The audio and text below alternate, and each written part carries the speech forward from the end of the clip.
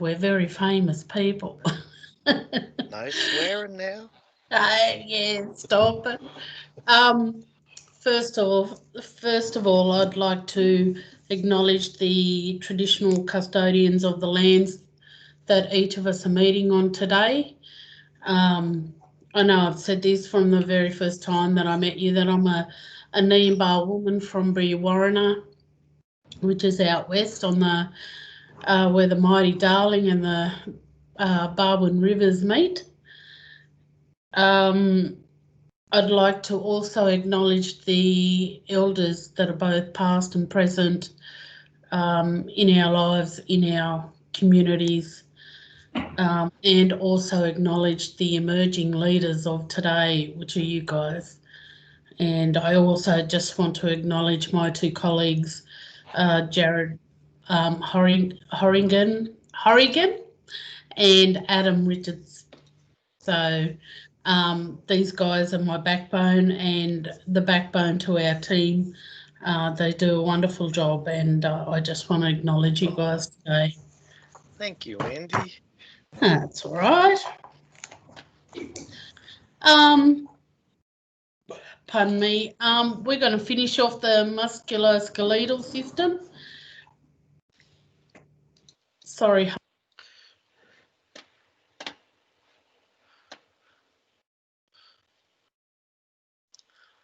Look out, she's sick now. Damn hay fever. I get it what? shockingly.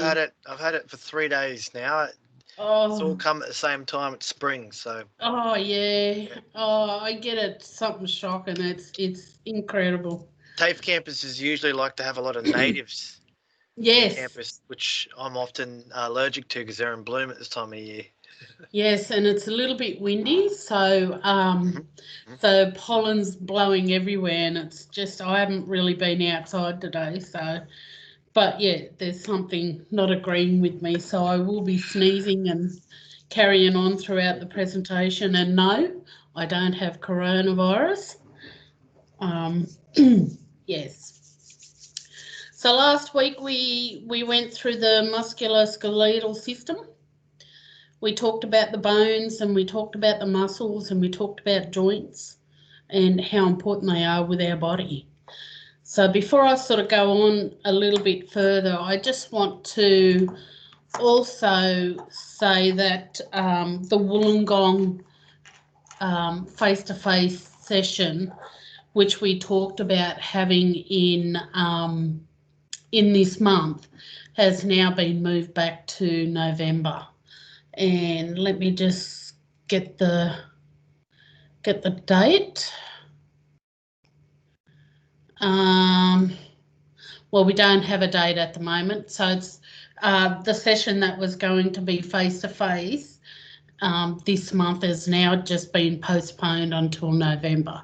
We weren't able to source a location in the time frame that we had, guys, so our apologies there, but we will continue the team sessions until such time we can lock down a date and the venue for the face-to-face sessions.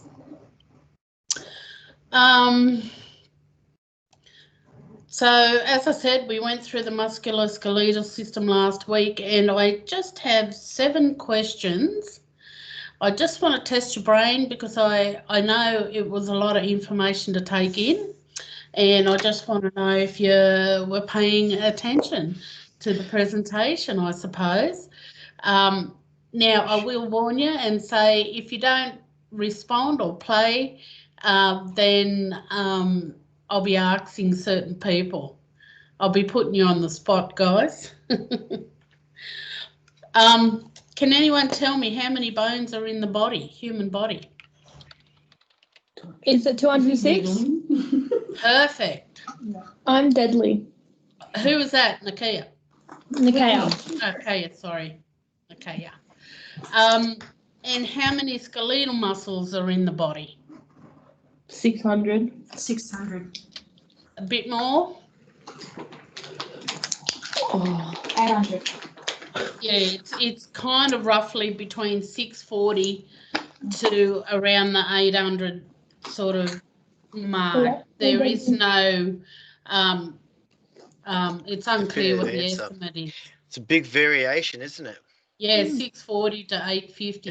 Yeah, it's not like it's 640 to 670. There's a big unknown number there. It's huge. It's huge. And does anyone know how many identical pairs or bilateral muscles are there?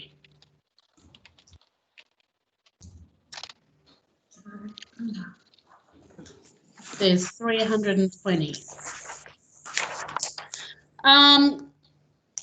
What is the purpose of the skeletal system? There are 5 functions. Can anyone name them, or can different guys name one each? It was one of the very first PowerPoints that we had up.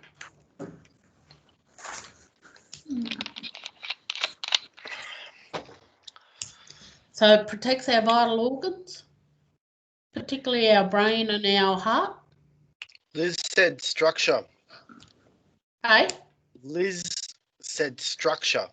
Yeah, it is the structure. It is the framework for the body. Yes, it is around movement. It enables movement through the joints. It stores what in our body? What do we need for our bones?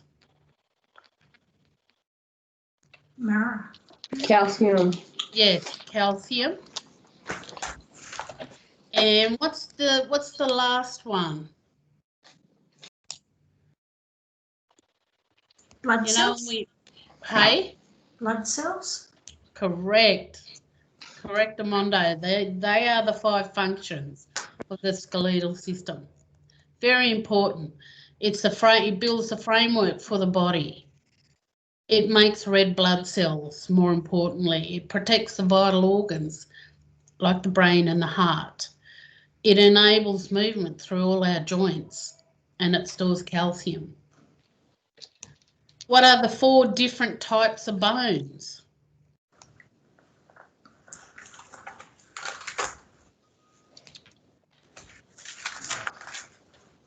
I can hear pages turning. Yeah, so what have we got there? Long, short, flat, and what's the other one? Liz, do you know?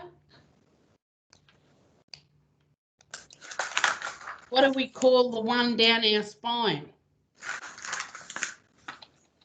No. Irregular. So it's the irregular bones, and that's kind of really the vertebrae. That's the example we were after. Does anyone know what a flat bone example is? So what's this? What is this bone down the front? What's it called? Yep, sternum, Liz. Okay, so that's an example of a flat bone. And what's an example of a long bone? It's a bit lower down our body.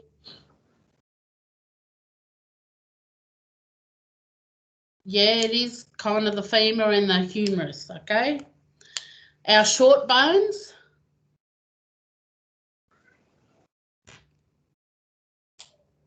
I just showed you. Didn't hear. Yep. Who's that? Okay. Kirsty. Oh, Kirsty. Wrist. What did you say, sorry? Wrist. Yeah, wrists and ankles. Okay, and they're all made up of real funny little bones.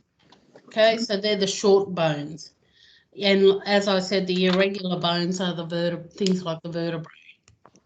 Oh, go, Jared.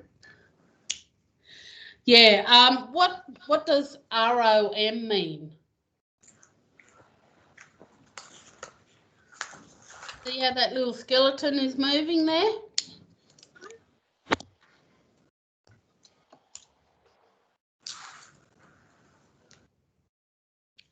If we play him again, what is he doing?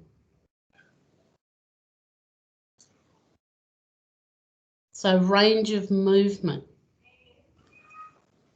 Remember how there was a slide on the presentation where, you know, I'll see if I can find it in a minute, but it's range of motion, movement.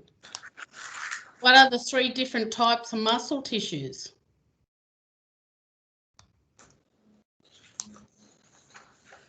Yes, Liz, that's correct, yeah. So we've got the skeletal and we've got what else? So it's on page 16 of your study guides.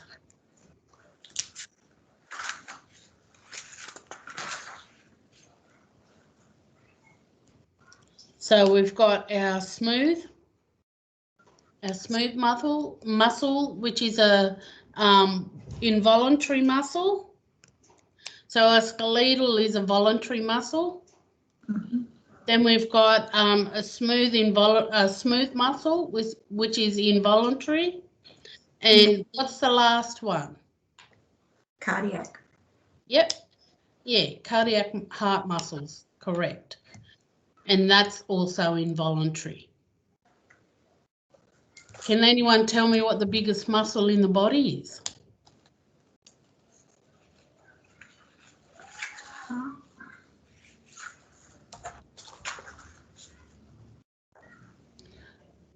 Anyone want to have a crack?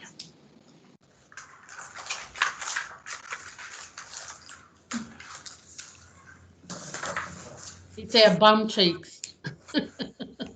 It's our gluteus maximus. Huh. That is the biggest muscle in our body.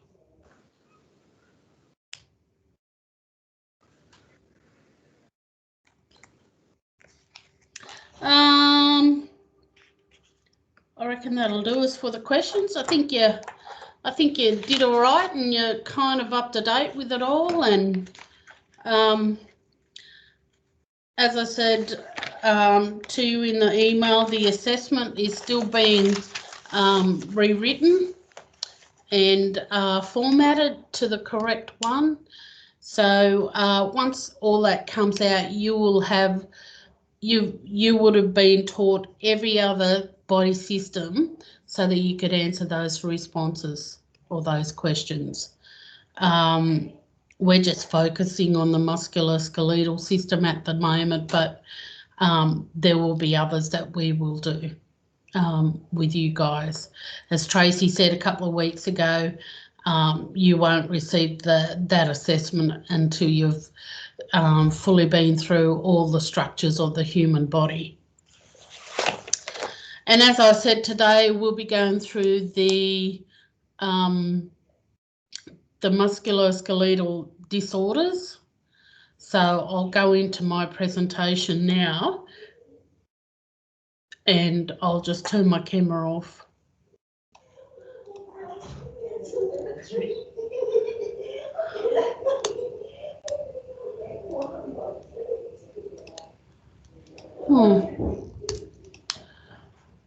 Adam, it's not letting me share. Hang on, Adam's dropped out. Oh, Jared? Yeah, sorry, he's dropped out. I'll Yep. just try and give him a call because he is he hasn't made us presenters, no. Okay. Hang on, just give me a second. See this one? See this? Can you just tell me if you can see the PowerPoint presentation? No. Okay. No, I can't see anything. I'll just have to ring Adam and ask him to change it. Thank you. Sorry guys, we're still getting there with this stuff.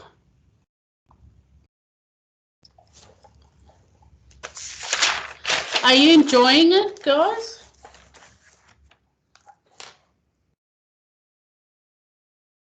Yeah. Are you finding it interesting?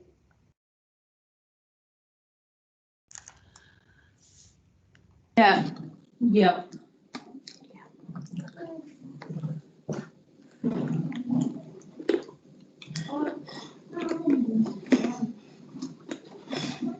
Sorry, just bear with us.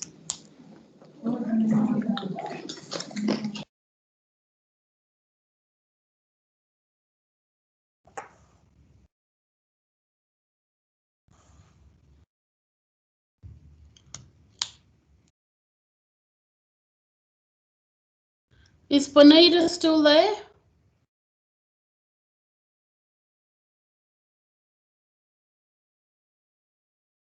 Oh, she's having computer problems.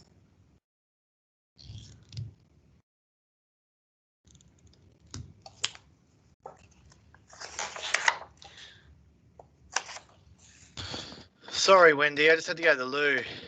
That's okay. I can't share. Can't you? Okay. All right. Let me fix the problem. So he's our guru. Look, our tech guru.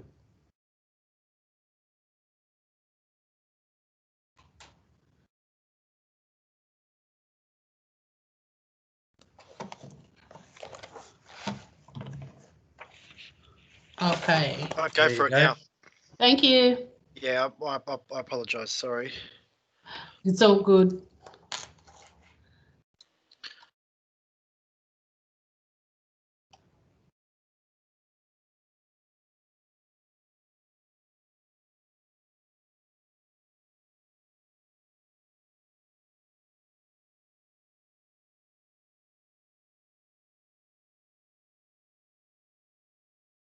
What was I going to show you guys?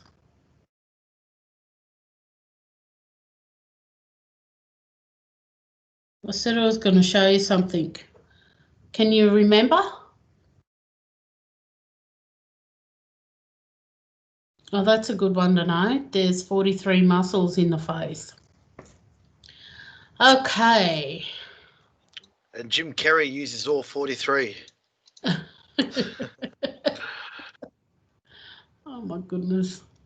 I was going to say after Saturday night, I've only got 10 that function. Oh, pray tell, what happened? No, I got to keep that one. Okay, so you guys can see this. Yep. Are you seeing one Yeah. screen Yeah. or are you seeing Yeah. two? No, we can see it. Just the one? Yeah. One screen? Yeah. Okay.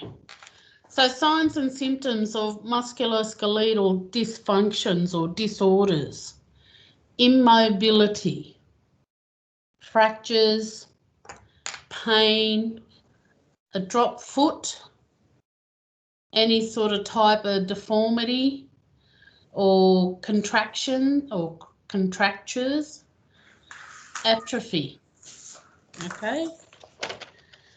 So when we talk about the pathophysiology of the musculoskeletal system, it's developing your understanding knowledge of the system, and consider what signs and symptoms of a client would experience if they had a condition affecting their unique system or this unique system. Review the 5 functions of the bones and imagine what the outcome would be if one of these functions was compromised. For example, when a person fractures one of the long bones in their leg, their movement is restricted and they are no longer able to bear weight or of the upper body on the effect of on the affected limb. So common disorders of the musculoskeletal systems are things like rheumatoid arthritis or osteoarthritis, sprains and strains, osteoporosis, gout,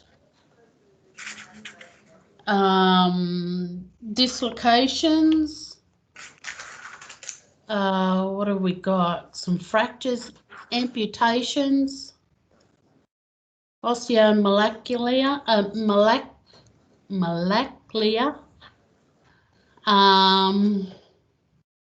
yeah.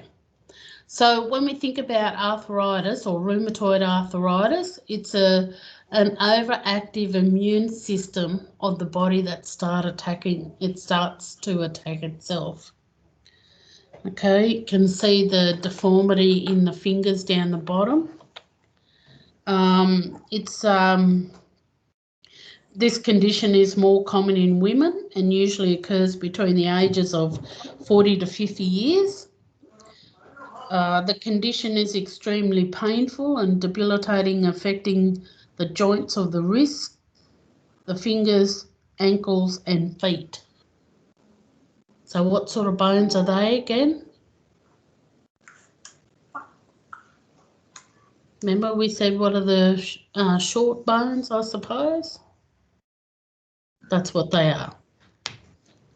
Okay. So, yeah, rheumatoid arthritis affects mostly the feet, the fingers, the ankles, and the wrists. Signs and symptoms: painful, there's stiffness in the joints, swelling, it's really, really warm to touch. Sometimes it can be very red, very tender to touch as well. And as you can see from the example in the picture, deformities of the hand. Okay. So the management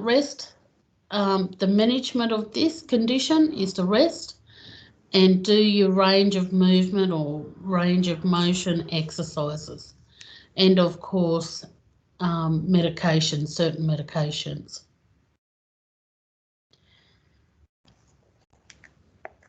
And the medication will help with inflammation. So all this big, the big knuckles and the swelling in here and also around the wrist, you can see there, there's certain medication that will target the inflammation and pain with rheumatoid arthritis.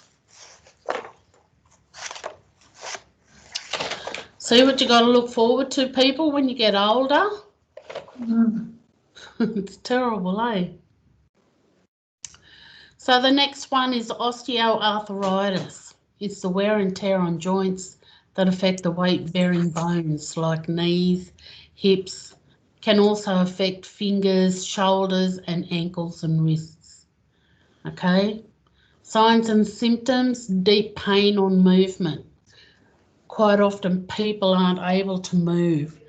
Sometimes there's, they get up from sitting down and all of a sudden get excruciating pain in the knees, in particular in that sort of movement. And, it is wear and tear from years of motion, from movement, playing sports, doing injuries to the joints, these joints in particular. And when you're a lot younger, you've got really healthy joint cartilage and, that cushions the impact of bone sitting on bone. So over the years, that cartilage is broken down, and as you can see in this picture, it actually eats away so that you do end up having bone rubbing on bone.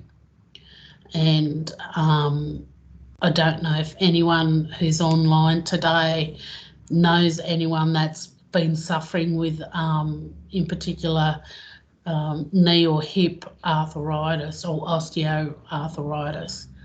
It's incredibly painful, they tell you.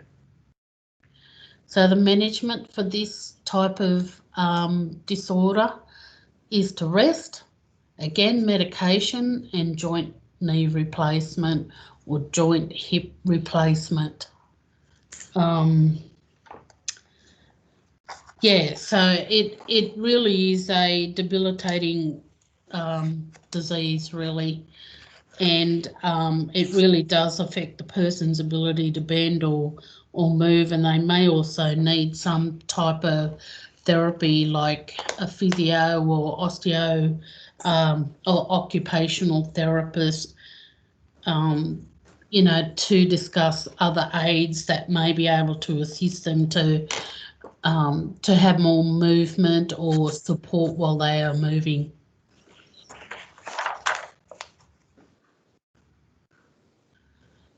Joint replacements, as we talked about back here, that is the only outcome for something like this, is to have a joint replacement. Okay, some clients will need joint replacements due to the osteoarthritis and as a result of the neck or femur. Common joints are hips, knees and shoulders, and they will get artificial. Okay, that's the ball and socket we talked briefly about last week when we discussed joints. My brother has to have double knee reconstruction and replacement. He had to go in a couple of weeks ago to get measurements of all his bones and just to replace it with an artificial one like this one. And they are being made in America, I believe. So hopefully you'll get them all cleaned and sterile from COVID.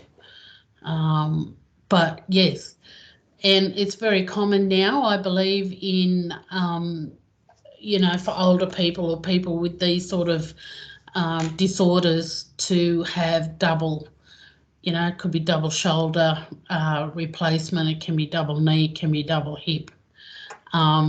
But when you do something like that, imagine the inability to be able to get up and have full range of movement or motion.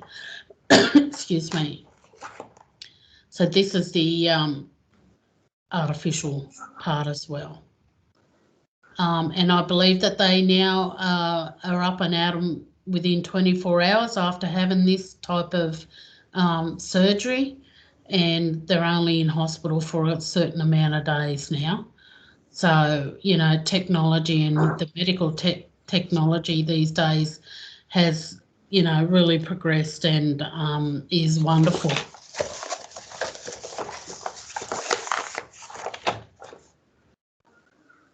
Osteoporosis. Bones lose strength and density and become fragile and brittle, and they fracture quite easily. Common in past menopausal women due to low estrogen, and in men due to low testosterone. So some signs and symptoms is pain in the lower back, pathological, you know, there's a loss of structure. See how, you know, the first lady is obviously a younger woman. The second lady is an older lady, you know, and there's some sort of deterioration. I can't say that word.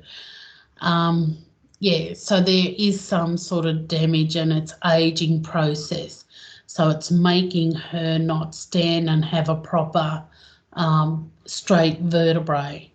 It's making her lean over and her whole posture is out.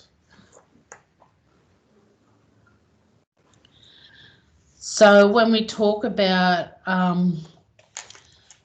some of the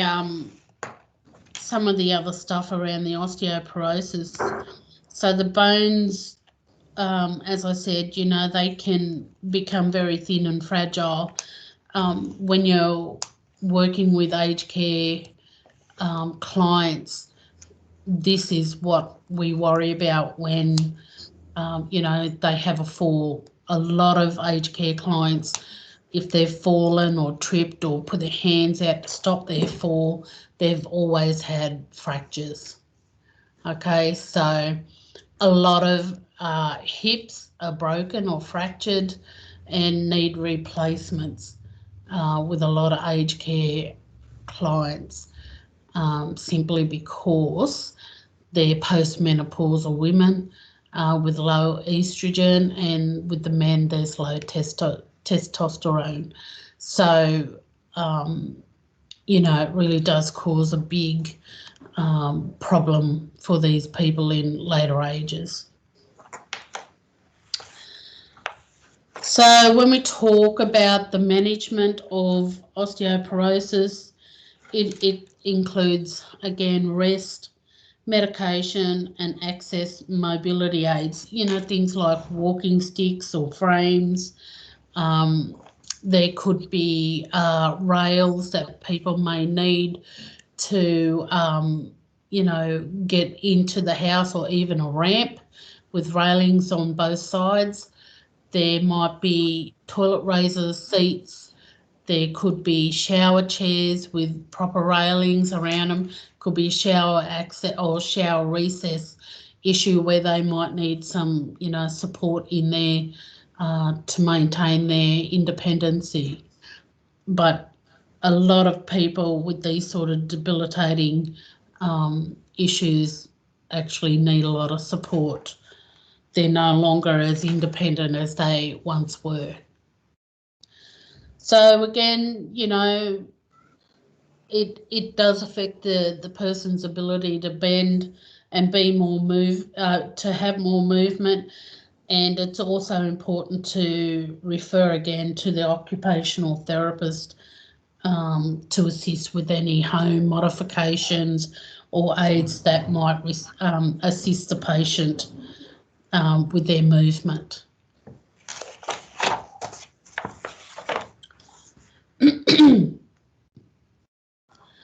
Gout is very common. To be honest, I've only ever heard of men getting this, and I've seen it in quite a few, but it doesn't discriminate just against men. It's both men and women that get it. So it's a build-up of excess uric acid in the blood, which forms crystals around joints. Okay, I just feel like I'm in a lot of pain from just looking at this picture of these hands. Severe pain, tenderness, very warm. See all the redness on her hands. That's the warm. That's the redness and the swelling. Very crippling. It's terrible to see in aged patients. When I used to work out at Brewarrina, we had our own client base, and I had a patient, an Aboriginal elderly lady, who had hands like this, and she was just moaning and groaning in pain 24/7. God love her. And there was nothing much other than the management is to there's Colgate or Colgout, sorry, and that's only for acute episodes. So long term, it just wasn't hitting the mark for her. She was in pain 24/7, this lady, and her hands were all swollen. We bought her, gloves and mittens so that they would keep warm, or, in the wintertime, because the arthritis was also present there. And we used to tell her about a diet, avoid all the fatty stuff, alcohol. She didn't drink at all, but she had a very high fat diet, and she ate things like tomatoes. Tomatoes are also full of acid, and in some people, tomatoes trigger gout as well. So, we had to look at the whole picture with this lady and think about other ways that we might be able to decrease her pain and also give her longevity with this condition. But because she had other contributing factors like osteoporosis and also arthritis, there wasn't much else that we could do for her. And she was an elderly lady. She was almost 90 when I used to work with her. And a few years later, she actually passed away. But as you can see, it's very, very painful and it's very, very real. A lot of people, a lot of men get them in their feet and around their elbows. They also get them, you know, in other joints as well, around the knees. The knees just shrunk out. You know, the pain, they say, is excruciating. So, and it also just not just affects the, you know, the skin around the joint. Its main problem is the joint itself. So, and that's where the uric acid crystals are deposited into those joints, and that's what caused the swelling.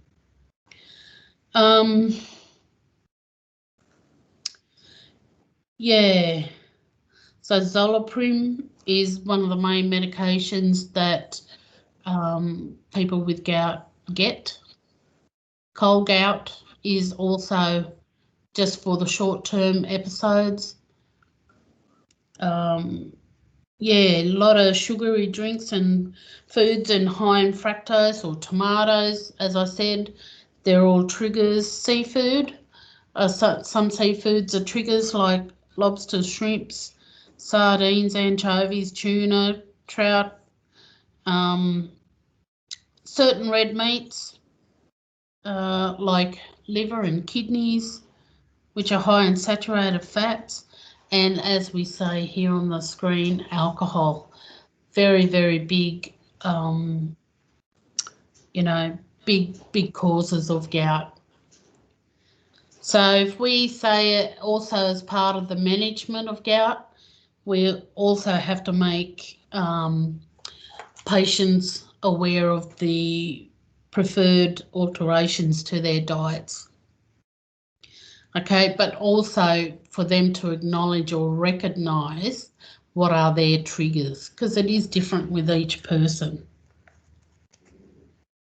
And if they find out, you know, what has triggered an episode, then they are to stay away from that. And they will tell you, yeah, I had, you know, tomato and, you know, I drink a fair bit and, you know, that sort of stuff. So people will generally tell you what they've had and what their triggers are. But as you can see, it's very painful. I wonder if gout is predominant in certain cultures and cuisines that are rich in that sort of diet. I was just wondering whether Italians may suffer gout more as a nation than other people. Well, that's a really good question, Adam, and it's one that I don't know the answer to, but I would assume that it may be the case, because something high in that sort of diet, you would think would trigger something like gout. Yeah. Like then again, moderation's also the key. They're pretty good at moderating their diets, and maybe they've got a handle on it. Yeah. I'm not sure. In my time with gout, it's that elderly lady that I used to nurse, but a lot of the other people that I've seen with gout are big drinkers, you know, shearers in particular, because they're always moving the joints and they're always, you know, they don't really get a choice of what they eat out in the sheds if they're camped out, sort of thing. Yeah. But you know, there's other things that may have an impact on you know, the triggers and stuff. But that's very interesting around the different cultures, and I would imagine, you know, like the Greeks and the Italians and you know, that sort of all the red wine and all the tomatoes, all the acidic foods. Yeah. Yeah. So yeah, I would imagine so. I would imagine that they would have you know, these sort of problems. Can I just ask as well, just to interrupt just for a moment? Annie, who's in at the moment, is that Anita? Or is it Annie Reid? Angela Reid. Angela. Angela. Angela. Okay. Yeah. All right. Thank you. No worries. Yeah. How you going, Ange? Yeah, good, Wen. How are you? Good, good.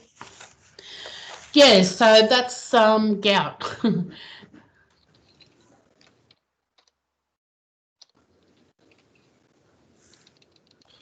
I've had heaps of mates who have had gout. Yeah, it's very common. Yeah, and they're But big like I said, drinkers. yeah. What are their sort of triggers? Are they sort of what we've got up here or Yeah, talked about? exactly. Yeah, alcohol and acidic foods, and it comes and goes naturally. Like if they change their diet, but as you mentioned, the pain threshold is pretty bad because they wear thongs when they've got gout because that's all they can put on. But just to run your finger just over the affected area, just touch it. It's so sensitive that these are grown blokes. They almost start to cry. It's not even hitting it. It's just grazing it a little bit. Yeah, you cannot. They'll flinch. They'll just try and move away from you if they can. Yeah. And you don't even have to touch the top of the skin.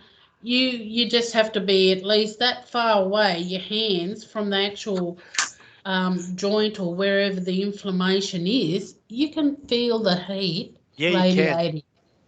Yeah, you can. My mate asked me to feel it one day, and it was very strange to feel how hot that area was. Oh yeah, and you don't touch them, like you can't touch them, and or they'll try and knock your face off. Like it's so painful for them.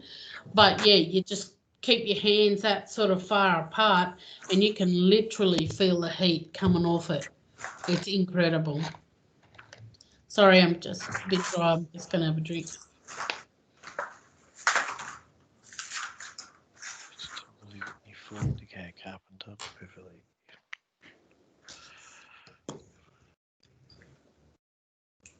Oh, pardon me. So osteomalacia or the rickets. See how this little guy is? He's got bandy bowed legs. Fella. Yeah, I know, eh? And you'll see some babies born like this as well. And so it's also known as rickets in children, and it's a condition involving softening of bones due to loss of calcium or phosphorus.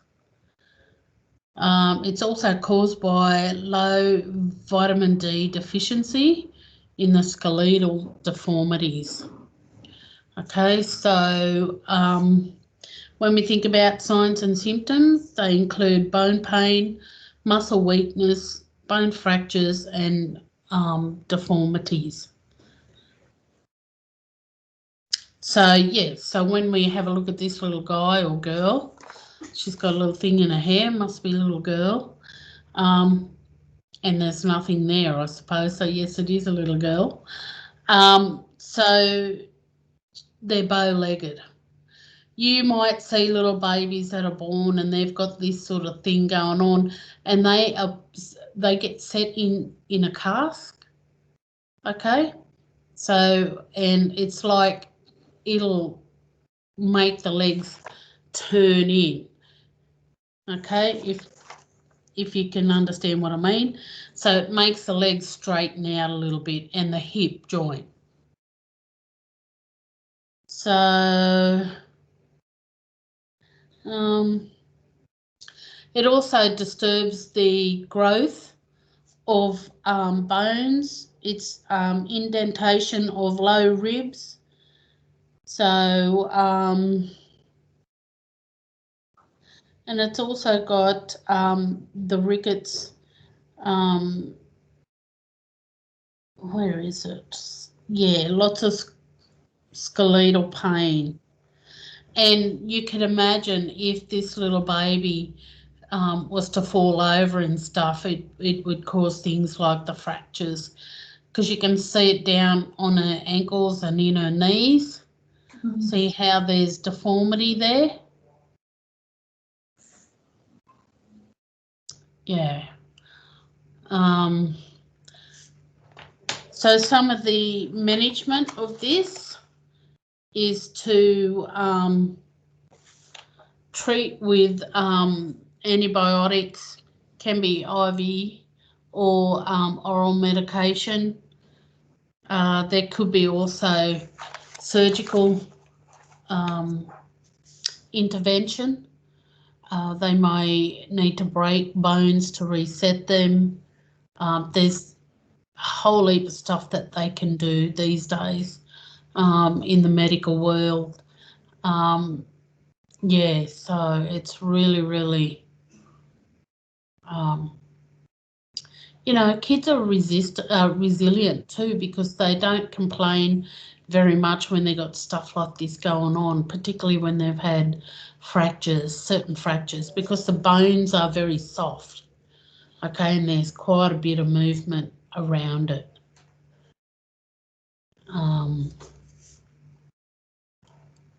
Any questions so far?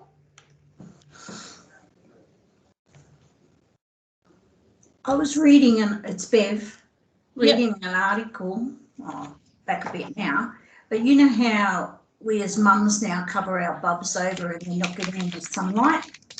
Yeah. And they're saying there's a higher rate of rickets happening. And a lot of, yeah, you're absolutely right too, Bev. And now when babies are born, they give a vitamin D deficiency injection. And, you know, a lot of people, a lot of mums and dads don't take their babies anywhere. You know, they don't get the sunlight that they need, you know, and that's the vitamin D. But with this sort of stuff as well, it's a little bit more than that. So, yeah.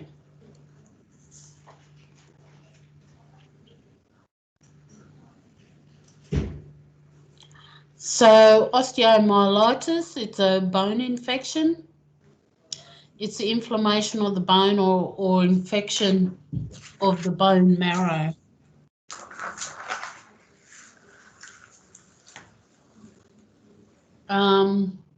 Most often caused by bacteria, so Staphylococcus or something.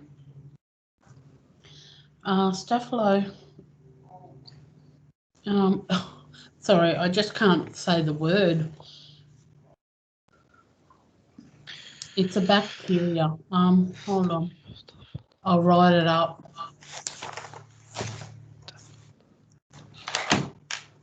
Staphylococcus. Hey? Staphylococcus. Is that how you say it? Yeah, I think so. Jared, get involved. You could pronounce it many ways, I suppose. Yeah, that's Staphylococcus is the way that I sort of say it, but I know it's not the right.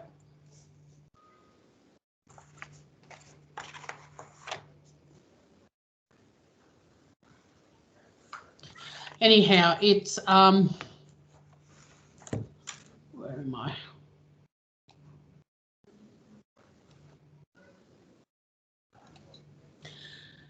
Yeah, that's it there. So it's caused by bacteria in the bones. Staphylococcus can travel via the bloodstream. And when we talk about the signs and symptoms, it includes localised pain. There's a decrease in movement. The overlaying skin is red, it's hot and swollen and may contain pus, unexpected weight loss, molasses, high temperature and chills. So all the symptoms of some type of infection in the body. Treatment options are antibiotics. It can be, you know, in a hospital environment, or you can be home and on oral medication. Surgical debridement, and also replace prosthesis.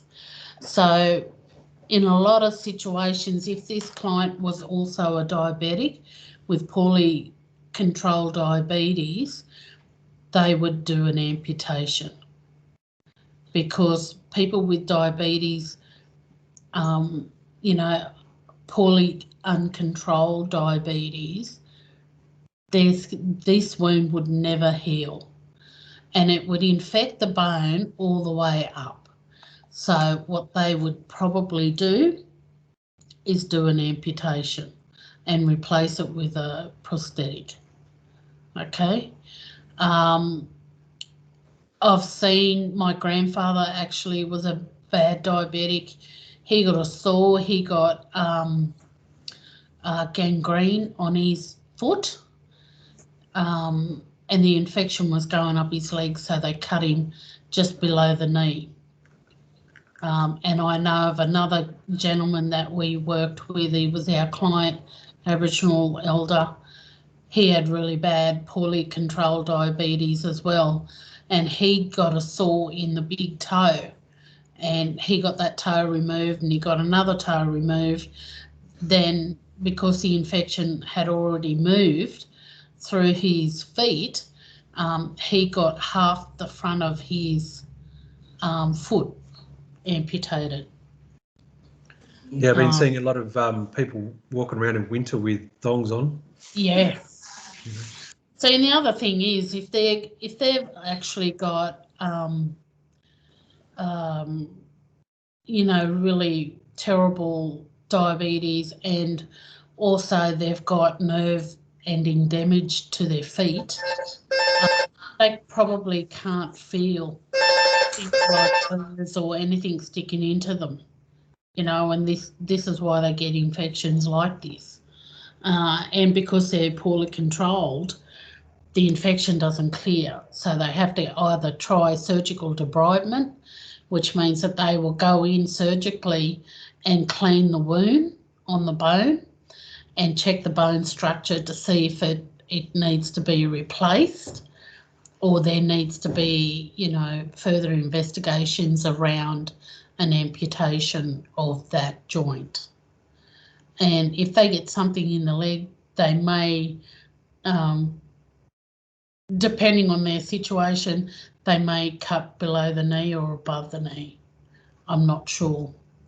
But this person has got a severe infection in the bone, and it's causing all the muscle and tendons and everything else around that bone structure to become infected and to break down. So very serious stuff.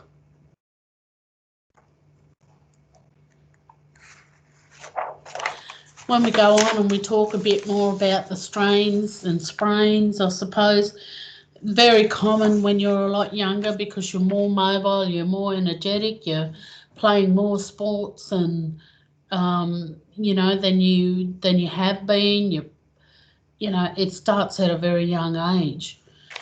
So when we think about sprains in an injury to a joint, or where ligaments are torn, things like the ACL, which is the anterior cruciate ligament between the actual knee joint, and here's a little picture of it in there. So very common in people that play a lot of sports, particularly basketball, netball, football, AFL, soccer, because you're putting, there's, with the knee joints in particular, there's like twice as much of your body weight landing on that joint. I played basketball and I played netball, and I did my ACL, and it just snapped like I've broken a bone. Very, very painful. I did all the tendons and ligaments around the side.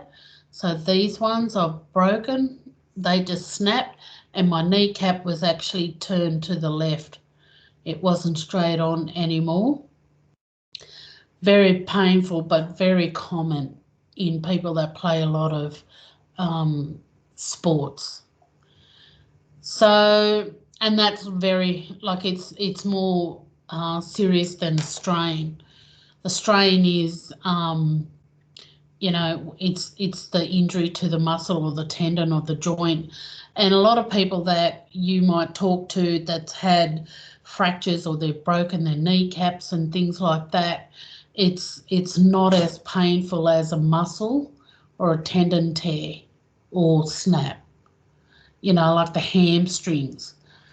You see a lot of footballers tear those. And it takes literally weeks to heal.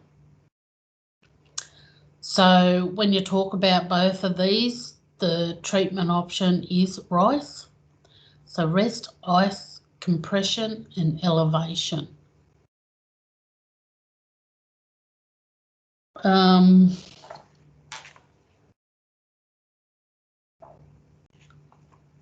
So it's just got in your books as well.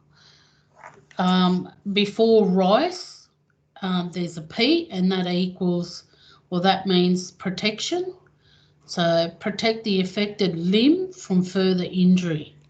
Okay, and that's kind of like using crutches so that you're not putting more strain on the other muscles and ligaments around the injury, and it's just protecting that area where you've done the damage from hurting again. Because I can tell you from personal experience, it's very, very painful. A lot of people do their ankles as well. They'll roll over on the ankles and they'll do a bit of damage to the lateral ligaments around the ankles, you know, and the ankle, you know, over time will recover. And but there's a lot of damage that is done with it. It might take you 2 weeks to, you know, doing the treatment of RICE for it to bounce back a little bit so that you can start putting some pressure on it or weight-bearing pressure. So yes, when it's sprained and it's a lateral ligament, that's called an inversion. Then you have a normal ankle sprain, and then you also have eversion, which is a sprained medial ligament. So the lateral will turn out to the side of your foot, and the medial ligament will turn inwards. Oh, sorry, that's around the wrong way. The lateral will turn, so you'll roll on the outside of your foot, and the medial will do the opposite. It'll roll to the inside of your foot, if that makes sense. So, yeah, so during the first few days of these types of injuries, it is RICE. Rest it, put some ice on it, if you've got some type of compression, and then elevate it on a cushion or a pillow. And, you know, take some pain relief for it. So,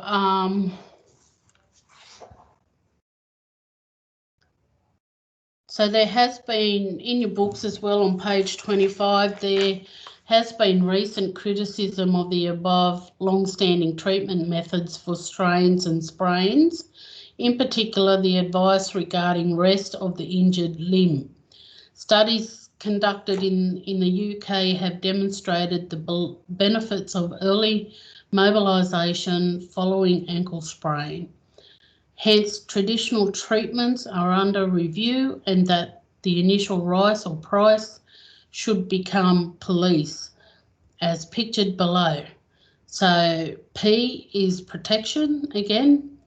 O is for optimal loading, so early mobilisation following ankle strain. L is for well, the loading, I suppose. I is for ice, and that applies to the to reduce further swelling. C is for compression, applied to reduce further swelling, and E is elevation. Okay, so again, there's some new things there. Optimal loading. So they want you to get up and about a little bit quicker or earlier following an ankle sprain or strain.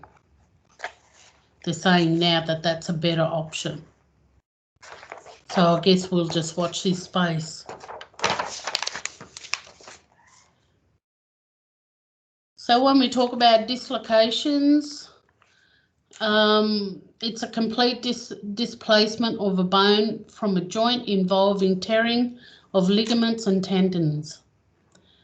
Post total hip replacement treatment reductions. So this is just a picture of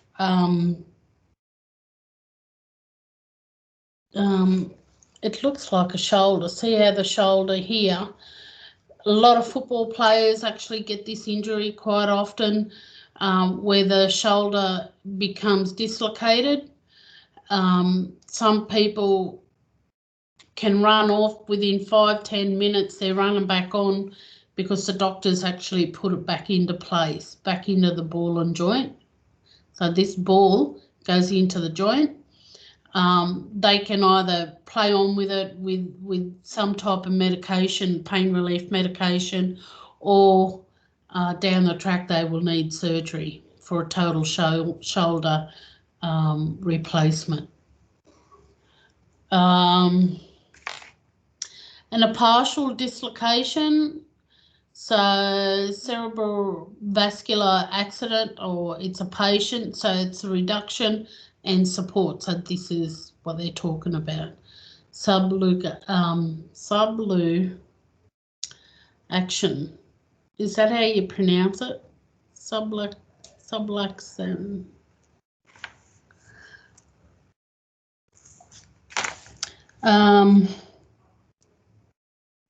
So the treatment when we talk about other things is also a sling or splint or some type of cast, analgesias, or refer the patient to a rehabilitation to get the joint strength and movement back to strengthen them. So so there's only doctors and sports people who know how to click it back in should do it. You will get a lot of people that think they know, but they might do more damage to the ligaments and tendons around the joints if they try to put them back in.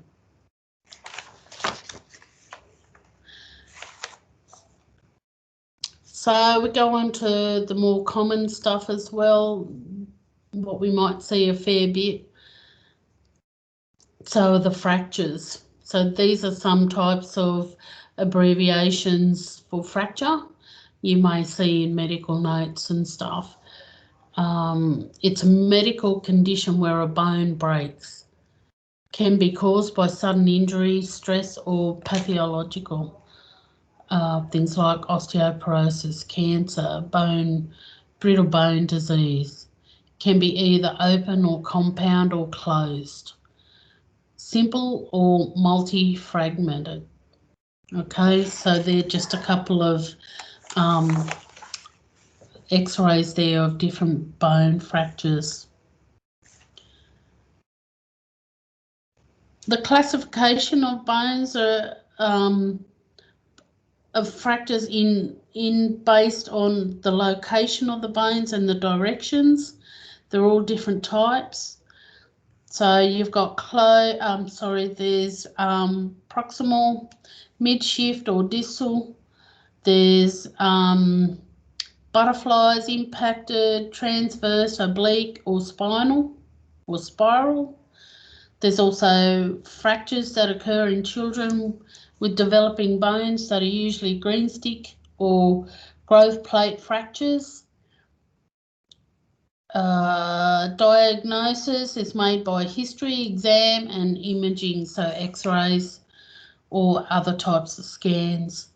So the different types of fractures, as we mentioned earlier on, there's closed, open, transverse, spiral, comminuted, impacted, green stick and oblique. Because of the increased brittleness of the bones and their predisposition for falls, fractures are very common amongst the elderly. Most common fractures include the neck of the femur or the hip, the wrists, the arms or humerus, and crush or compression fractures of the spine that need to be fixed surgically. Fall prevention in the elderly is very important to prevent fractures. This includes educating community members to minimise clutter, wear hip protectors, and wear no-slip footwear. Flagging clients who are high fall risk to family is necessary to reduce the preventable fractures.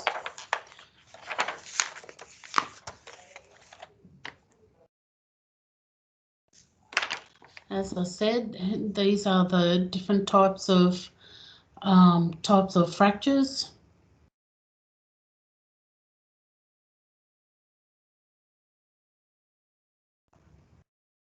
And again,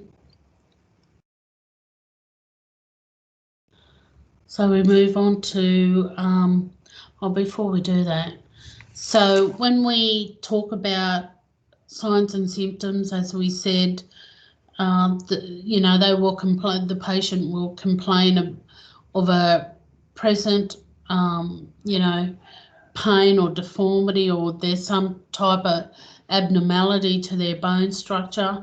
There's a loss of strength and movement, discoloration and bruising, and as I said, pain, tenderness and swelling in the area where the break is.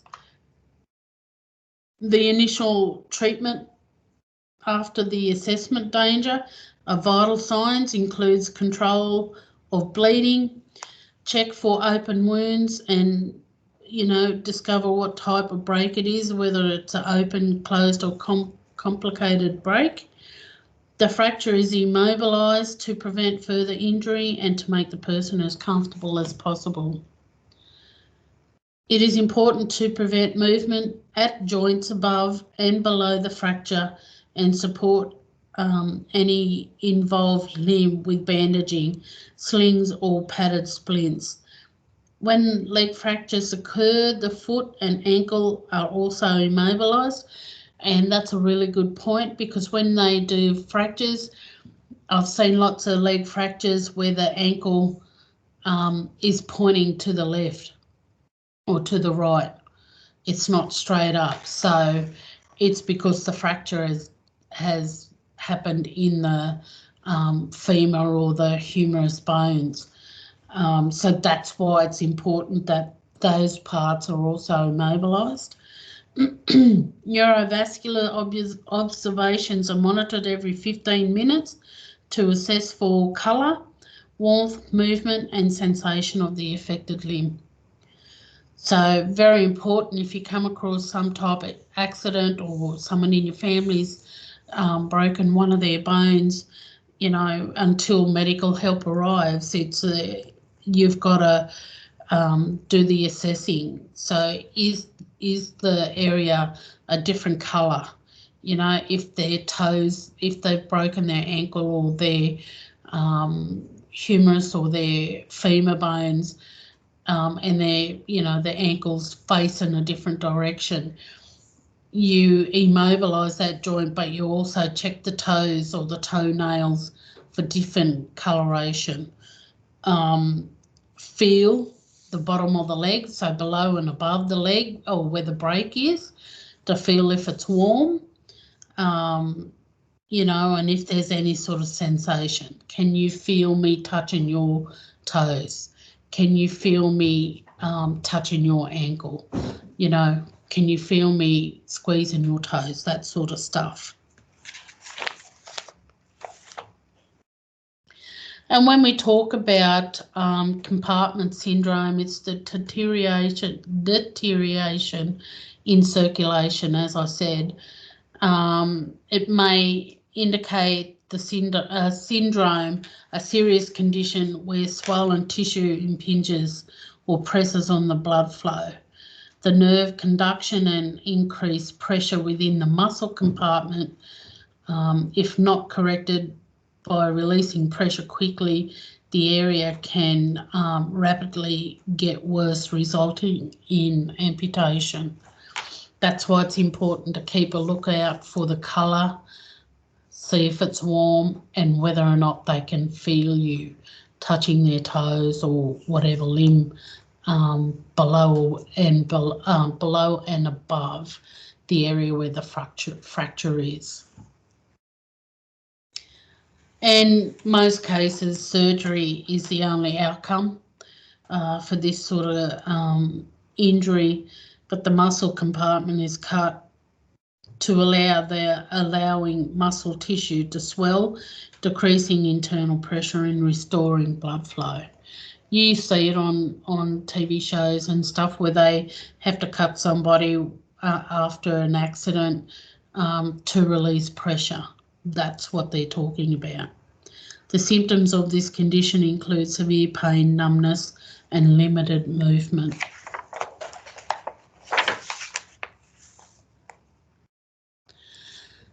So amputations or removal of a part of a limb, either traumatically or surgically. Surgically, it's around the peripheral vascular disease. So it's people with chronic diseases, poorly diagnosed, poorly controlled diabetes. When we talk about traumatic, it's either through accident or trauma, some type of trauma. And they will say the first aid, if you can save the amputated limb, put it in some sort of plastic bag. Hopefully, if you can have a clean bag somewhere on you,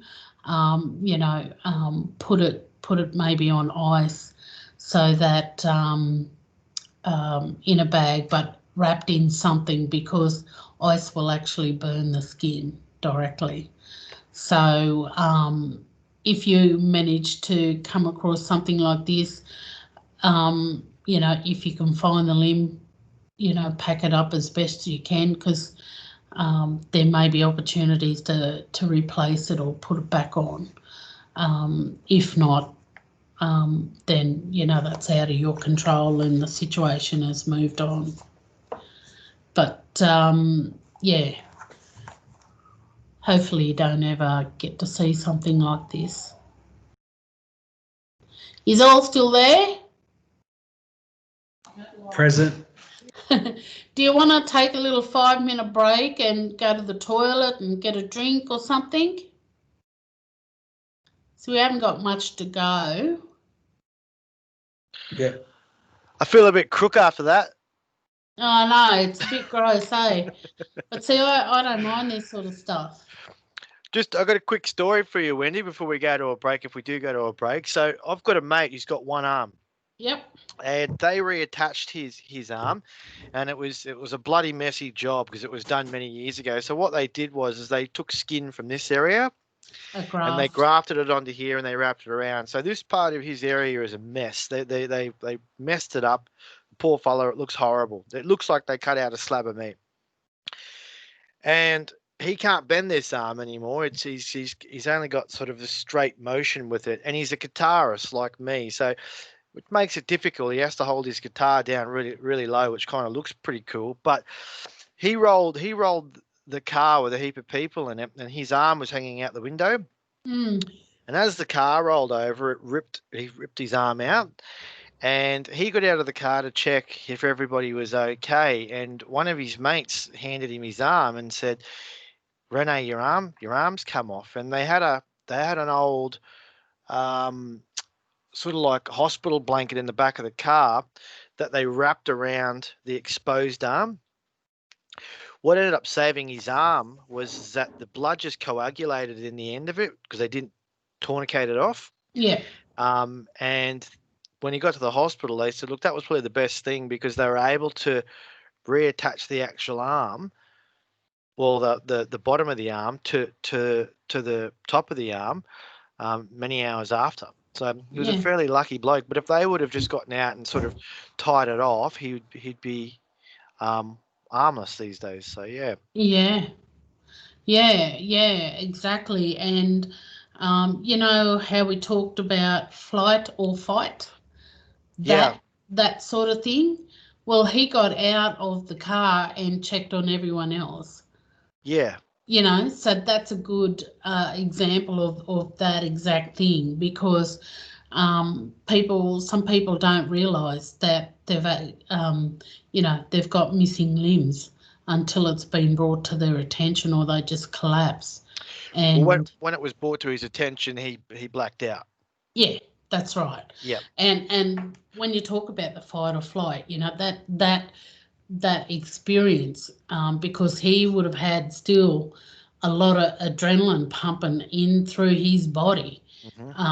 You know, that's probably why he lost the blood, you know, too, because of the amputation. But he didn't realise that until, you know, his mate brought it to his attention and then collapsed. And that's what that is. That's the fight or flight experience. And you know, it's very gosh, I've never been exposed to something like this in my whole Aboriginal health life. And but I do know that other people that are close to me have. And you know, they've been across accidents out in the scrub, you know, on old dirt roads where, you know, kids had heads amputated because they've rolled cars, you know, and were thrown from the cars, and you know, just devastating. You also hear some pretty bad stories of people hitting kangaroos and the kangaroo getting stuck in the window, and they just keep kicking their foot, but the driver's sitting there and they can't get their seatbelt out quick enough, and so kangaroo's foot nails are quite severe, and that just keeps happening. And I'm sure you can imagine what would happen after a while. Yeah, and they actually come through the windows. I've seen cars where kangaroos have come through. There was you know, another story, a true story that happened. It was a car accident, and it was a mum, and she had 2 or 3 kids in the back, and she had a blowout. She was driving on a dirt track, and a dirt road, I should say, and she had a blowout on one of the tyres, and she rolled the car, and she hit a tree, and the branch fell off the tree and squashed her side of the car, like across the front of the car, and her head was amputated in that situation, and it fell back where the kids were. Oh, that's horrible. Yeah, and you know, and the kids were saying, "Oh, mate, you're talking to this lady, bless her head, you know, oh, mummy, get up, you know," and They're very young. Very young. Probably fortunate for them that they were maybe young enough, you know. But you know that there's some horrid stories about things that I've never personally seen, but people have experienced out in the bush, and you know, and people don't come along those tracks very often, and it's something that you certainly don't want to see in your lifetime, I reckon. No. It would just it'd shake you up. It'd shake you up a bit shake you up. It'd just scar you for life, I reckon. Yeah, I reckon. Yeah. So anyone want to just go and get a drink or go to the toilet, or do you want to keep going? How long do you reckon we've got, Wendy? I reckon we've got probably, what have we got? Probably 20 minutes. Okay. Yeah. So we might just keep going then. Yeah, let's wrap it up. That sounds like a very... Yeah. Short little So, while. yeah. So Yep. when we talk about common diagnostic tests, we talk about X-rays, CT scans, MRIs. They're the most common ones that we have to do. And their uses of strong magnetic fields, radio waves, and a computer to generate detailed images of the body without the use of radiation for soft tissue. You know, when people are going in for any of these tests, people who are pregnant or might think they're pregnant, they don't want you in there because of all the, you know, radio waves and the magnetic fields. They don't want that to have an impact on your pregnancy.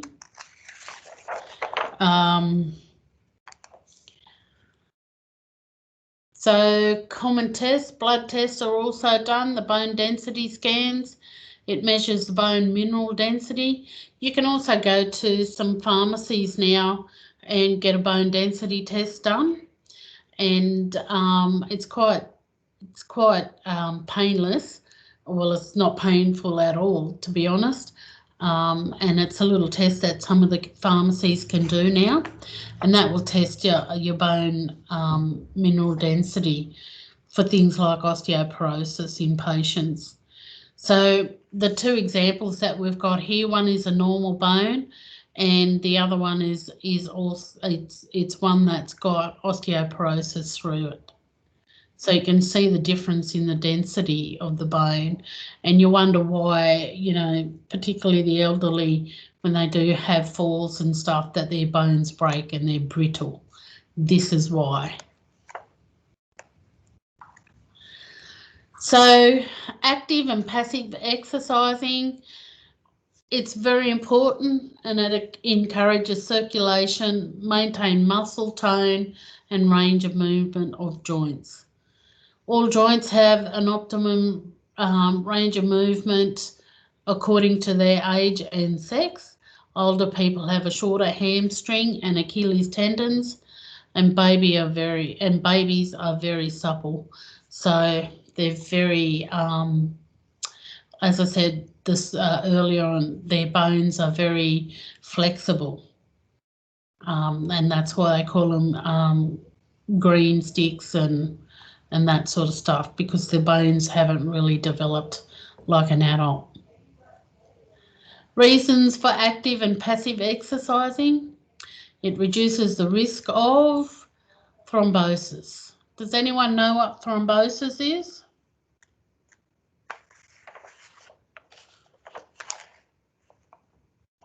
Anyone? Blood clots. Okay.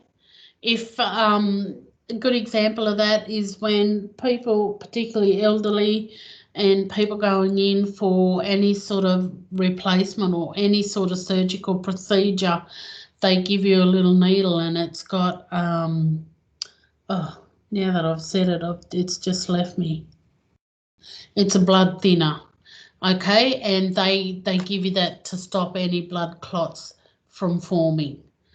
And they will get you up as soon as possible so that you're not lying down, and you know, that's what the blood likes to do. It likes to lay there and not move around after surgery, and that causes things like blood clots, particularly in lungs, you know, when you're not breathing properly.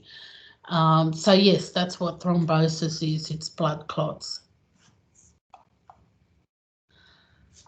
Hypostatic pneumonia, it's very similar to what I said.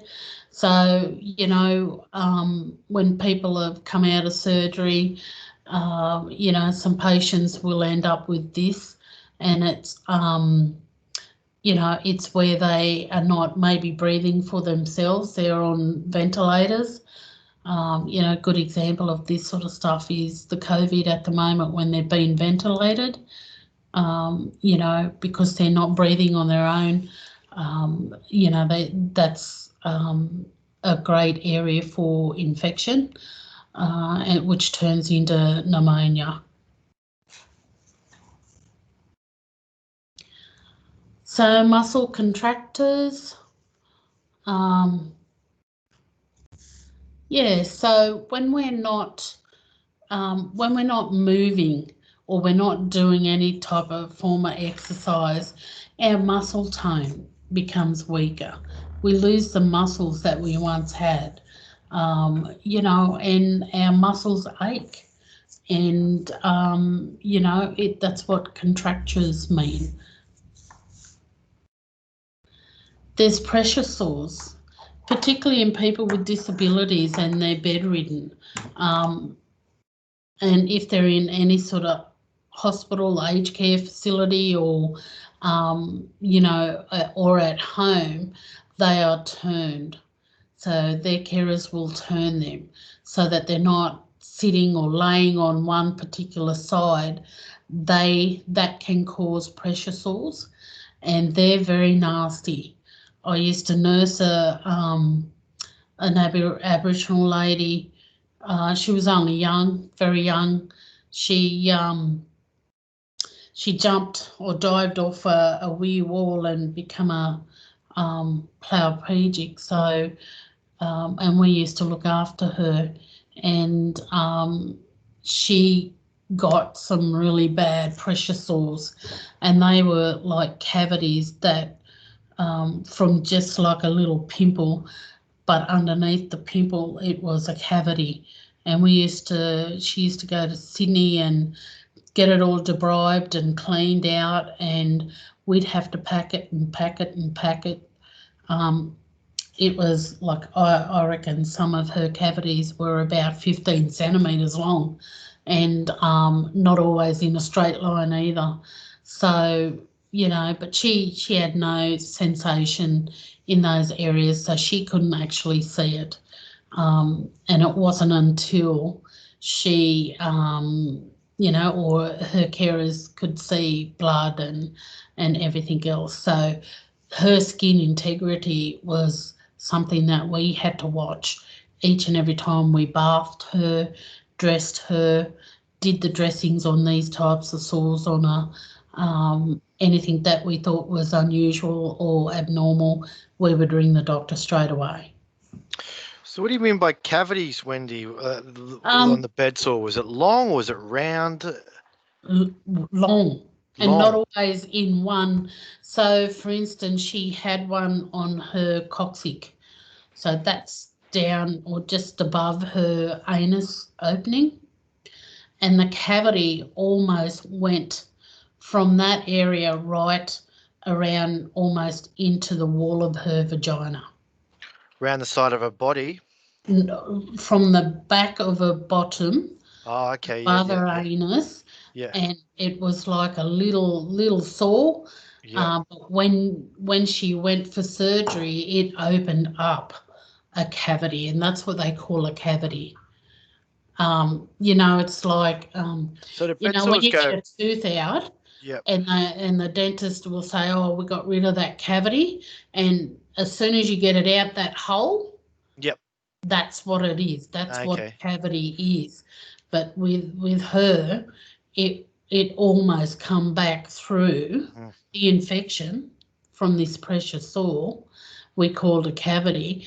Wow. It almost came back from her bottom right back around on the inside of her body to her vagina. Do you think that it was like that it was a care issue, or was it just it was Yes, this lady was a permanent resident in a aged care facility. Mm-hmm. She was very young, and the management of her was not 100%. Sounds that way. Yes, and that's why it was the way it was, because when she was in the community, we had her and we looked after her every day. And we had a set regime, and she'd gone into hospital, and they kept her in there for months, because this type of injury for her would last that long, because it was so huge of a problem. And when she was discharged to go back into her local community, then we would do, or we'd take up her care then. And we got there. It took us well over nearly 12 months. There was lots of other issues with it, but you know, that's the extent of it. And people with those types of disability, for all of this stuff, it's very real. You know, they can't get up and do the things that they want to do. You know, the muscle, their muscle tone is gone. You know, there's, you know, half of them can't feel whether or not they've got a pressure sore or some type of infected area, you know, and it's other people that are around these people that will see it first. Well, it's sad. It is sad. It is Yes. sad because they're already, you know, got a whole heap of stuff going on in their life. They don't and need this that. would be just debilitating for them, you know. And you know, God love her. She is a really good friend of mine, and you know, I created this friendship with her, and you know, where I could, if she was doing something wrong, you know, and she wasn't doing the right thing, I'd tell her. And you know, and she might swear at me and go on and carry on, and I'd just say, well, you know, That's the way it is. that's the way it is, sister. Yeah. Like, and this is how, you know, I would talk to her, and we were good friends. Like, you know, I could understand where she was coming from, but really I wouldn't have any idea of what she was going through. But yeah, pressure sores are really, really quite, you got to keep an eye on them because they will create cavities, like I said, and cause more damage to the bone structure, the muscles, the everything, really. So, yeah, so, and as I said up there, we talked about the muscle tones, and it's the breakdown of the bones, so decalcification. So, you know, our bones do become brittle. You know, we're not using it as much, and when we get older, it's more relevant because it's, you know, it causes a lot of problem in our elderly. You know, and you wonder why, if they've got no muscles holding their bones up or movement, you know, creating movement, or their joints are really sore, how are they going to be up and mobilised, you know, to fight thrombosis, to fight pneumonias? You know, constipation. Usually patients get constipation because of the medications that they're on. If you've ever been to surgery in the hospital, post-surgery, they'll ask you, have you had your bowels open?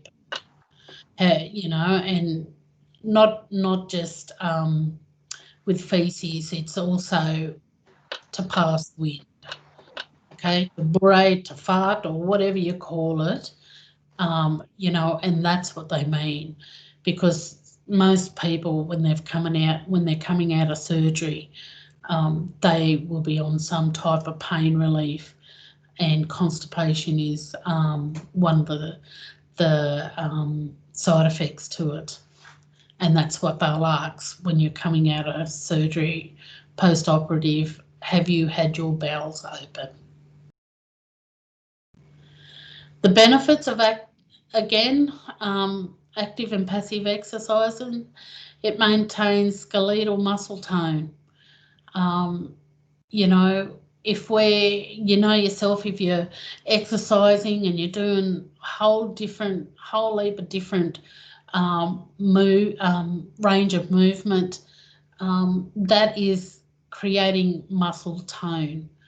If you're not doing any of that and you're just sitting around and you're not doing anything, you then have muscle weakness. Okay, so, and if you've been in a situation where you've had, you know, you've lost your muscle tone in your legs or your arms or anything, muscle tone can come back. if you were to just do simply walking to build up the strength in your muscles, your muscle tone will come back. Same with your arms. And I always say that the best form of exercise, particularly for the elderly, because it's so much more beneficial in water, is, you know, just going to a heated pool or some type of what's the word, where they have you know, specific pools for people with osteoporosis, you know, the elderly, where they get them in there. It's like a therapeutic pool. The name of it escapes me. Anyway, when they go into there, it's lighter on their joints. And even if you get them with a noodle in front of them, just walk them up and down the pool. That is a great way that they can form their muscle tone again after being weak. Because our muscles will keep our skeletal system upright. Okay, if we don't have any muscle to keep our bones up and us standing up. Hydrotherapy? Yes, that's the word, hydrotherapy. Thank you, Adam. Yes, so if we don't maintain muscle tone and it gets weak, then, you know, it's creating other issues for us. Very important. Improve circulation, so DVTs, perfusions and supply. So when we're walking and we're active and we're doing some type of exercise, whatever your preference is, it improves our circulation. Okay, it stops us from causing clots. It stops us, it makes our blood supply work magnificently around our body, and it cleans and it does everything that it should do. So it improves our circulation. It improves our respiration, so that, you know, we're not lying around and getting things like pneumonia, okay, which is very real, particularly in the elderly. You know, they can get any type of pneumonia or respiratory illness very quickly. You know, people that have got low oxygen levels, they go on certain machines that they can have oxygen up to 24/7 if they need to have it. My mum was 80 and she had a lot of pneumonia. She had a lot of chest infections. She was a previous smoker for like 50 years, and she had home oxygen that she would be on every night because her oxygen levels used to drop so very low over the night. But when she was sick, simply from not moving, she had no muscle tone whatsoever in her body. She was very bony, brittle, and she had poor circulation. So, but because she had no sort of movement or circulation, her respiration, her respiratory system would break down. She had emphysema, she had asthma, you know, so for her to move around and to be active and passive, it just wasn't an option for her because she had so many things going on in her life. But if we want to create benefits for other people that are active and passively doing exercises to improve all these things so far, we have to get people and us moving. Yeah, maintain joint mobility, you know. So by moving around and we're building muscle tone, we've got, you know, better circulation. It improves our respiration. We're not knocked up as much, and, you know, we can go a little bit further each time if we're walking, if we're running, if we're doing exercises. And whilst we're doing all the top 3, it's maintaining joint mobility. But if you've got an injury like, you know, like your ACL, you've torn your ACL or snapped it clean off the bone, then your mobility is going to be limited until you get surgery. So, you know, there's certain things that will stop your mobility to become very active and exercise. So promote peristalsis, so your constipation, okay, and your nutrient absorption. So like I said before, when we talked about constipation, particularly in the elderly, there's certain things that can be put on their medication list to help with constipation. There's also certain foods that you can, or you know, they're like sugar, and you sprinkle it on their porridge or on their wheat bix, and that helps with constipation or nutrient absorption. You know, a dietitian will come out and talk to patients and their family and all carers or facilities around options to help with that. Yeah. Aids in stress relief, yep. When we talk about things like that, we talk about the mental, social, emotional well-being of people when they're dealing with these sorts of issues like breaks and stuff. You know, when something happens with a break, it means that you know, people lose income. They may even lose their job. You know, it doesn't bring money into the family situation, so it causes stress, financial stress. You know, so part of the benefits of this is to find a way that can release the stress for some people, and that could be just sitting down with them and having a yarn very informally about anything. You know, it can be about, you know, okay, I know you've got a broken leg, do you have crutches? I can get you some crutches, or I can speak to a you know, occupational therapist to come to your home and have a look at your home and think about ways that we can support you to be more mobile. Okay, it's about linking into either social and emotional wellbeing counsellor or some type of counsellor after some sort of event, you know, that's caused this stress. There are ways that we can deal with, you know, just about every situation known to man. There are aids in you know, that we can utilise to stress, to relieve stress.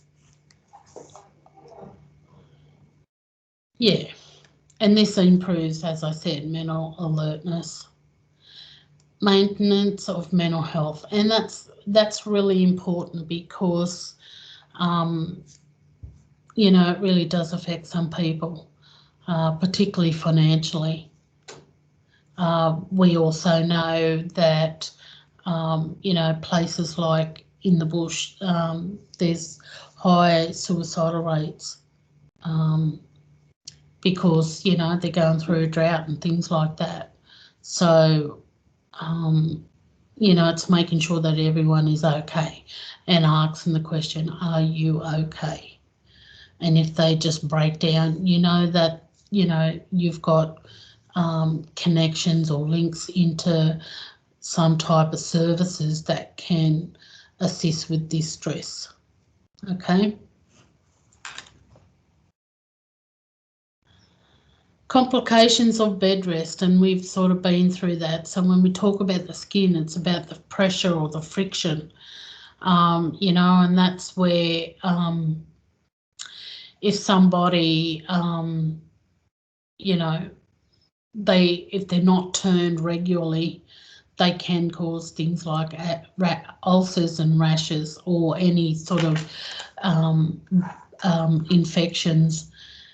So, so muscular system, so atrophy, contractures, deformities. I know people when I went to Fiji, because they just sleep on the hard floors, all their shoulders and their hips are out of joint, or they've got, a permanent lean on them. And that was just because of, the way that they used to sleep. So when we talk about the gastrointestinal system, it's around the constipation, it's around flatulence, which is, farting, anorexia. People get complexes from certain surgeries. It might just trigger some type of emotion, around this, and then, they get some sort of food, food dysfunction. So if they're not mobile enough, like I said, there's respiratory system, they get infections, things like pneumonia, particularly if they're ventilated, because they're not up, they're not sitting upright to clear anything in their chest. The cardiovascular, so deep vein thrombosis, which are the clots. So the nervous system is your anxiety, low morale, insomnia, depression, apathy, peripheral nerve lesions. The renal system, okay, there's infections in the renal system because they're not mobile. So when we also talk about the passive and active exercise is performed by individuals, and active doesn't just mean that you go out and do it on your own. You mightn't have the motivation to be able to get out and do that on your own. So, if you've got a gym buddy or an exercise buddy, or even a small group of people that are in the same situation as you, maybe that's, a better option for you, and that would motivate you, that would create more circulation, that would improve your mental health well-being, and when we talk about passively, it's performed by individual with the intention of another person, and that could be a personal trainer, it can be a dietitian, it can be a health worker, it can be a physio, it can be anyone really. So there's options there for people, and it's really good to get the professionals involved at the very start of everything, because they can show you how to do exercise like this one, to make sure that you're doing it correctly. Sorry, I just need a bit of water.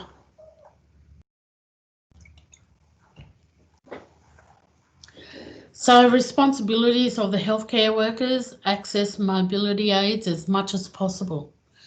Find out, create yourself a list of, occupational therapists, physios, anyone that has to do with any sort of rehabilitation. Organised by physio. Usually if they're coming out of some type of surgery, a physio will see them before they actually leave, and they will identify areas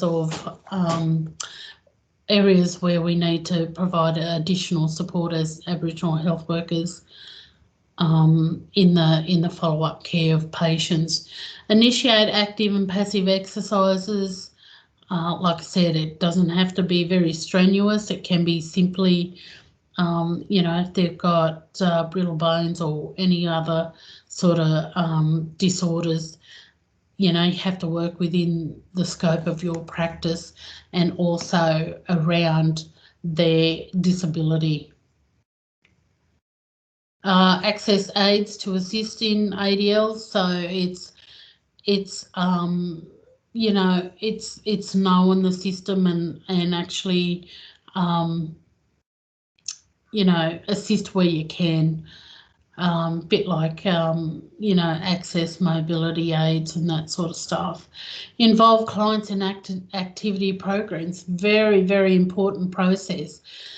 It's no good creating a program for clients that don't want to do it. I find, and I have found in personal experience and professionally, that I always consult with the, you know, when that person is being discharged, I try to be there on discharge so that I'm hearing the same things as the patient. But not only that, I can, if the patient doesn't understand something, then I can relay that to them. And I always used to ask, are you okay if, you know, if we go down this track? Do you want to do this type of exercise? Are you comfortable doing it?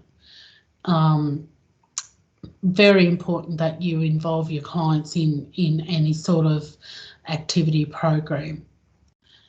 Apply splints as directed. They could have disabilities where you need to have splints.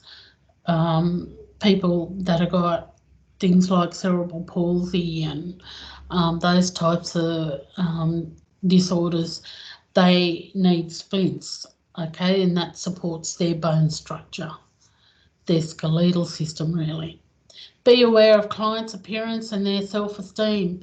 It's again thinking about mental health or social emotional well-being. You know, how do they appear to you today? They could come into your clinic room and be very scruffy and you know, not very talkative, not making eye contact. You know, unkept is a word that we got taught to use, and that just means that they haven't showered, they haven't brushed their hair, they haven't, you know, they have body odor. They might have dirty clothes on. They might have no shoes on at all. They could be homeless people.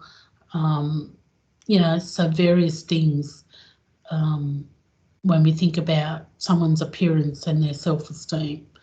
You will know when somebody will present to you like that. It'll be just something, it'll be like a light switch going off thinking, you know, this isn't Wendy, this isn't how she normally looks or how she normally reacts. She's not looking at me today, you know, she turns her head down, she looks side to side but doesn't make eye contact with you. That's the sort of thing that you have to be aware of. Assist with applications, okay, for prostheses when necessary. So, you know, any type of aid or, you know, if they need all this sort of stuff, then it's your role to assist where necessary. So these are different examples of mobility aids, okay. You see a lot of scooters around and about now, lots of walkers like these, and that one for a tall person. There's crutches, of course, and that's a three or tri, what do they call them, tri walking sticks. Okay, spine, so it's a patient is lying on their back, their head and shoulders are supported by the pillow, patient's arms are at their side. So they're prone, they're lying on their abdomen and their head is turned to the side on a small pillow. Arms are either by their side or flexed upwards towards their head. Ensure that the bed is flat. So lateral, a lot of people lay laterally in bed. It's laying on either side with the upper arm or leg should be brought forward and supported on pillows. A pillow behind their head or behind their back will help the patient maintaining that correct posture. Okay, and this is when we talk about pneumonia and somebody that's, got some sort of respiratory illness, we get them to sit up straight in bed or sitting on the edge of the bed, or they lean forward and elevate their arms on pillows and bedside tables. A lot of people with, my old mum used to be like this because she couldn't stand tall and she couldn't lay flat. She would sit leaning over because of her lung capacity was pretty non-existent. Imagine somebody that's got pneumonia and they're laying flat 24/7 and not being able to clear their airways or their lungs. So this is this is why we get people to sit up in beds almost straight away after surgery, if that's possible, because it just helps to clear their lungs and to clear their airways and to get rid of any sputum or muck on their chest so that it doesn't form and create pneumonia. So the person is on the, in the orthopenic position, the pillow is on the table or over the bed table for the person's comfort. A lot of people find that very comfortable, particularly because of their breathing. And that's it.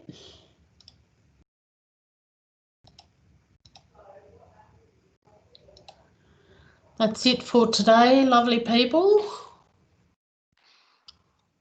If there's anyone left. They're still there. I'll stop the recording, keep it short. So Yeah.